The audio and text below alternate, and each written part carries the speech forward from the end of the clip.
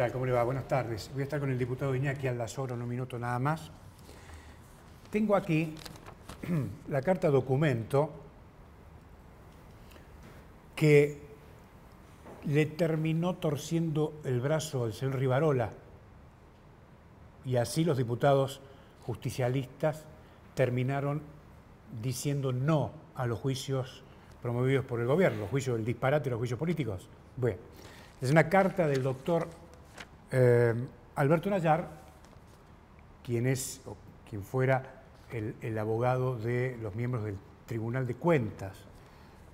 Es una carta documento dirigida al presidente electo, Alberto Fernández, contándole detalles de lo que ha venido ocurriendo, la mala praxis, las intenciones del gobierno de blindarse, particularmente comandado por el señor Morales. Esto fue leído por el presidente electo y generó el impacto. El presidente electo habló con el señor Guado de Pedro y el señor Guado de Pedro habló con el señor Gioja, que vino a la provincia de Jujuy a traer el mensaje del presidente electo. Es decir, lo que no pueden resolver los justicialistas aquí en Jujuy lo tuvo que resolver un señor que ha sido elegido presidente y que todavía no asumió. ¿Se da cuenta? Bueno, esta es la llave que desactivó los juicios políticos. Mientras tanto, el estadista Morales acaba de recibir un baldazo de agua fría tras caer el disparate, como le digo, de los juicios políticos que le aconsejaron sus cráneos que lo rodean, que lo siguen de acá para allá, de acá para allá. De manera que Morales ya no puede llevarse puesto a nadie, ni puede ordenar Jujuy por su claro fracaso en la gestión. En vez de perder el tiempo en Buenos Aires, engañando a la gente como si fuera un estadista, debería quedarse en Jujuy y ordenar el descalabro que su impericia, pues él es el dueño del Estado, que su impericia ha generado. Qué raro que todavía no hayan impreso panfletos para extorsionar a la legislatura, así votaban como pretendía el señor Morales, dado que este instrumento le ha dado buenos resultados. Llegaron tarde, muchachos. De manera que uno puede decir, no hay caso, los radicales no saben gobernar y tristemente Morales viene de esa camada. Es decir, no quiero generalizar, pero Morales forma parte de esa camada de radicales que no saben gobernar. De manera que Morales 2023, leía en el diario Perfil, pobre Argentina. Señor Morales, mire, se le acabó la plata, y usted lo sabe. La plata fácil. Ahora va a tener que gobernar. Y gobernar implica creatividad e imaginación. Atributos que su gobierno no tiene. Le recomiendo además que deje de lado la lógica de la gestión de tipo onda centro de estudiantes, ¿sí? Déjela de lado. Rodéese de gente seria. Pero para ello, el primero que tiene que ser serio es usted. Su gobierno no es serio. 4 años rodeado de buscas solo le van a generar más complicaciones. Lo estamos viendo, lo estamos viendo. Morales 2023 con Rivas, con Robles, con Sarapura. Dios nos libre y nos guarde. Pobre Argentina. Y el otro tema que quería compartir con ustedes tiene que ver con Linsa. Estuve revisando el pliego de bases y condiciones de la licitación de la basura. Esto es como consecuencia de la repentina decisión de desvincular a Linsa del tratamiento de residuos y disposición final, que dicho sea de paso nunca se cumplió. Ahora, todo este lío lo va a financiar el ministro Bowie. La verdad es una cosa muy rara, muy rara. Ahora, le cuento el negocio que hizo Linsa incumpliendo el contrato. La oferta de Linsa en el ítem 6 del pliego, estoy hablando del 21 de febrero de 2013, para la construcción de una planta de clasificación y reciclado que no cumplió, que no existe, implicaba una inversión por parte del INSA de 14.954.000 pesos. A esto hay que sumarle lo que plantea el ítem 16 del pliego de bases y condiciones, que es la compra del famoso horno autoclave, cuya cotización era de 2.396.694 pesos. Creo que el señor Bowit lo ha comprado, creo. 2.396.000 pesos más IVA. Esto tampoco se cumplió, nunca lo compraron. Si usted suma los 14.950.000 más los 2.396.694 pesos, te da como resultado la suma de 17.350.694 pesos. Al valor del dólar del momento, estamos hablando del 2014, estamos hablando de un dólar de 5 pesos. Si usted divide 17.350.694 pesos en 5, tenemos como resultado 3.470.000 dólares. Es decir, que la empresa del señor Rivarola, por incumplir el contrato y no hacer la inversión, se ganó 3.470.000 dólares. Pero ¿sabe qué? Hay algo que es más grave, un poquito más grave. Todos estos costos estaban cuantificados en las tarifas que usted, que yo, que mis compañeros acá, pagamos del servicio del INSA durante todo este tiempo. Pregunto, ¿ha habido alguna compensación en las tarifas? Yo, la verdad, no me enteré. ¿Qué van a hacer en consecuencia los señores concejales? ¿Le van a dar una nueva concesión, además de haberle subido la tarifa hace muy poquito, 10%? Pregunto. Mire, la verdad es que quiero saber quién se va a hacer cargo de esta atrocidad. Esta es una de las atrocidades en el marco del incumplimiento serial del contrato, que si entramos a sumar, supera largamente los 3 millones de dólares que acabo de mencionar. Aquí hemos llegado, creo yo, a una situación en la que por lo menos los vecinos en algún momento tendrían que considerar que son dos cosas. O se va el INSA o se van los concejales. Porque esta situación no puede continuar así. En un minuto vuelvo y hablo con Iñaki Aldasoro.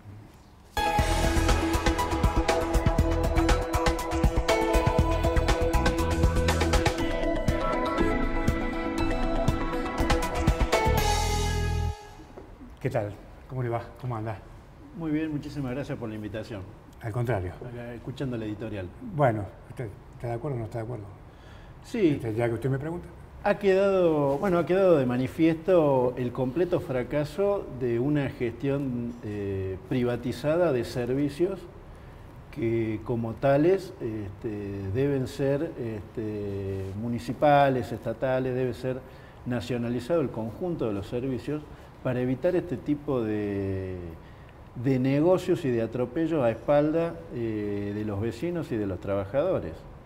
Acá se ha abierto un cuadro de crisis de los negocios, de los servicios de características privadas, en primer lugar por el fracaso y la inviabilidad de la dolarización de todas las tarifas, con los grandes tarifazos que ha significado esto para los bolsillos de los consumidores. Y sin embargo, no hay ningún plan de inversión, como usted ha demostrado que no ha habido ningún plan de inversión en todos los servicios. Usted específicamente nombró uno, pero en todos los servicios en general no ha habido un plan de inversiones acorde a los tarifazos que se han producido. La expectativa de dolarizar todo este tipo de servicios ha demostrado un fracaso porque los salarios están completamente perimidos y los trabajadores, los vecinos, sufren un ataque permanente con costos cada vez más elevados, con servicios de peores calidades. Y todo lo que hay por detrás es un negociado que beneficia a un sector muy concentrado de la población, que son los que hacen los terribles negocios con la privatización de servicios que son necesarios, vitales para la comunidad. Bueno, espero que los concejales hagan algo. Usted no es concejal, pero digo, espero que los concejales hagan algo. No, por supuesto. Acá tiene que haber un rechazo de parte del Consejo Deliberante, pero inclusive nosotros llamamos que tiene que haber una instancia que supere al estricto rechazo de los propios concejales, que tiene que ser los propios vecinos de todos los barrios que pongan en cuestionamiento este tipo de manejos.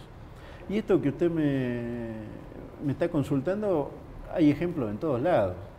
De esta manera terminó el gobierno de Sánchez de Lozada en 2003, no sé si se acuerda, la privatización del agua. Está bien, pero ¿usted cree que estos pequeños ejemplos que están pasando acá es lo que está pasando en Chile, es lo que está pasando en Bolivia, es lo que está pasando en otros lugares, más allá de los matices que pueda haber? No, en líneas generales, digo, más allá de los matices, el hartazgo colectivo de la gente. Es eso. Es la demostración del fracaso de un régimen político, de un régimen económico que busca descargar sobre las espaldas de la población todo este tipo de ataques, y llega un momento en que la gota rebasa el vaso.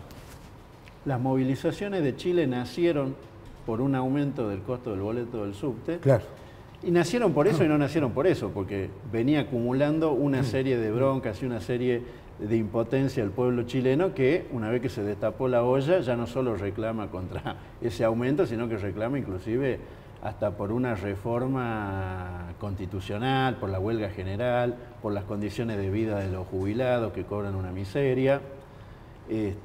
Acá posiblemente estamos en el mismo sentido. Ahora, lo planteé lo más claramente posible. Por el incumplimiento del contrato se ahorró $3.400.000 y los usuarios pagaron estos costos que estaban cuantificados en la tarifa. Eso es demencial de lo que estamos hablando. Eso es lo que ahora demuestra, la gente ¿cómo la ve usted?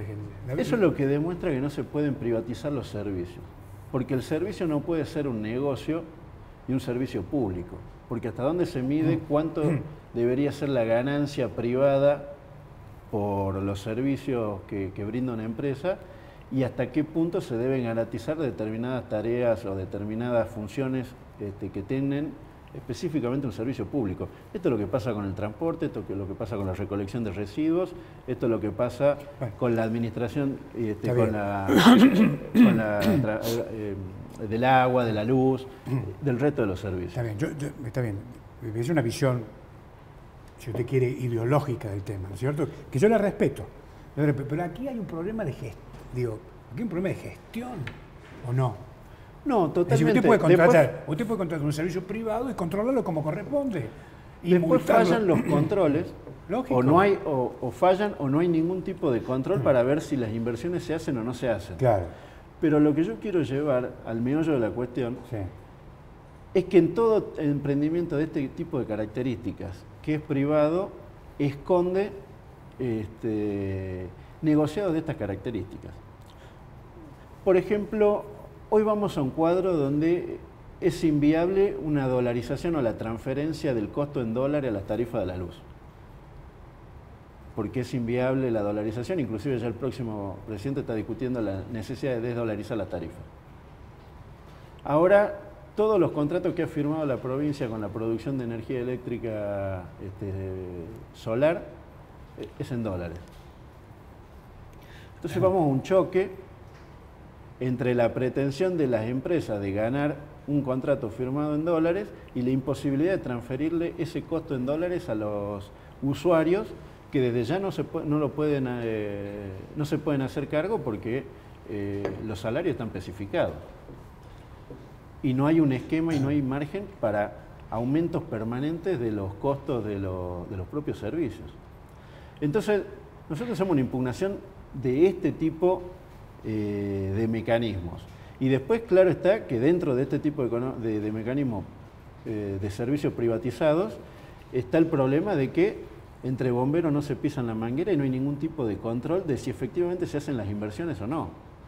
Acá tenemos falta de inversión en la infraestructura de transporte de la energía eléctrica en la provincia y en el país, falta de inversión en el transporte del agua en la provincia y en el país, falta de inversión en el tratamiento de los residuos que usted correctamente ha denunciado acá. Entonces tenemos todos los servicios privatizados y hay una falta de inversión a la par de que hay tarifazos sistemáticos que la tienen que pagar sí o sí los usuarios, los vecinos, los trabajadores. Ahora, diputado, digo, usted está más cerca de la agenda, de los temas de la provincia quizás que yo. Ahora, ¿qué provincia está viendo usted? Porque yo lo veo a Evo Morales haciendo una nota en un diario muy importante de la capital, hablando como un estadista. ¿Usted qué impresión tiene? Bueno, acá la provincia de ¿No Jujuy puede pagar un sueldo? está completamente paralizada por el fracaso de una gestión que ha demostrado rápidamente los límites. Hoy Jujuy es la tercera provincia más comprometida, midiendo los recursos y la deuda que ha tomado, por debajo de Chubut y de Neuquén. Pero si tenemos en cuenta que la provincia depende en un 85% de la coparticipación, es la más comprometida de todas, porque estamos en un cuadro donde la tendencia es que la coparticipación caiga, y en ese sentido la provincia tenga menos recursos para afrontar una deuda fenomenal que ha tomado particularmente este gobierno, una porción muy importante de esa deuda en dólares. Acá no ha habido una reactivación económica, el Plan Belgrano, el famoso Plan Belgrano, no ha quedado manifestado en ninguna obra de envergadura. Bueno, el parque solar sigue en un estado de característica vegetativa, todavía estamos muy lejos de que se ponga a producir, a vender, de que se pueda recuperar algo de lo que se ha gastado. Las zonas francas todavía están en una etapa muy lejos de poder empezar a generar recursos, y con la complicación y con la dificultad de que bajo este escenario económico, o sea, una caída y una caída del comercio, del consumo, del comercio interno, que difícilmente se pueda reactivar con este tipo de emprendimientos. Posiblemente termine siendo un esquema que beneficie la exportación de mercancías, o la exportación y la venta de bienes afuera del país y no acá, porque acá los trabajadores, el trabajador promedio no tiene recursos para aumentar su propio consumo. No se han generado puestos de trabajo genuinos. La actividad industrial está paralizada, los parques industriales están funcionando al menos del 50% de su capacidad. Bueno, se siguen manteniendo estos planes de contingencia que no salen de paliar una situación, o sea, no salen de tapar incendios, pero acá no hay un planteamiento de salida de fondo de estos problemas. Entonces, acá hay un cuadro ya no solo de ajuste, sino de dislocación de la actividad económica en la provincia. Hoy no funciona la industria, no funciona el comercio, se pierden puestos de trabajo. Como se pierden puestos de trabajo, aumenta la pobreza, aumenta el hambre. No hay un cuadro que dé la pauta o que avisore una reactivación económica de parte del gobierno bajo ninguna medida. Ahora, frente a ese escenario, el gobernador Morales hoy ha recibido una dura derrota política, digo, como consecuencia de la caída de los juicios políticos. Bueno, ¿Esto va a impactar en los próximos meses en la gestión de Morales o no? Bueno, vamos a tener que ver cómo impacta. Desde ya, usted fíjese, los juicios políticos nacieron como una medida para curar en salud los vicios que tiene un régimen político. Sin embargo, el nivel de descomposición hoy del régimen lleva a que los juicios políticos se utilicen como chicanas políticas o como apretadas o ajustes que toma un sector político sobre otro.